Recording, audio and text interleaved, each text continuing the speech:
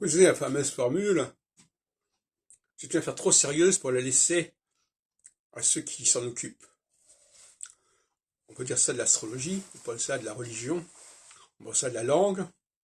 Il y a des gens qui parlent une certaine langue, qui pratiquent une certaine discipline, qui croient à une certaine religion, mais est-ce qu'ils sont capables d'en parler? Est-ce qu'ils ne sont pas capables d'en traiter? C'est une toute autre question.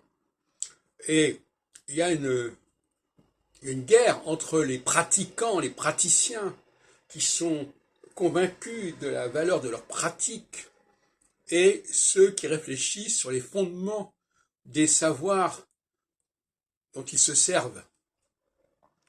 Et que se passe-t-il quand il y a un décalage entre la pratique et la théorie, en tout cas la pratique et les bases de cette pratique? Toute la question est là, et moi je suis confronté constamment à cela.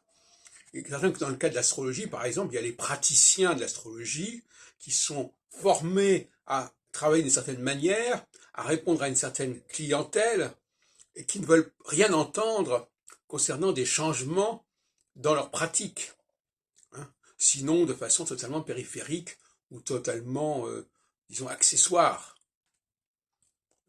Donc là, nous avons un souci, mais ça vaut aussi pour la religion.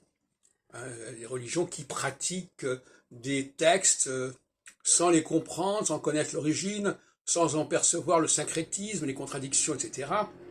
Ou pour les langues, des gens qui parlent une certaine langue et qui ne comprennent pas que cette langue doit être réformée parce qu'elle est incohérente, parce qu'elle génère au niveau cérébral, en quelque sorte, des dysfonctionnements.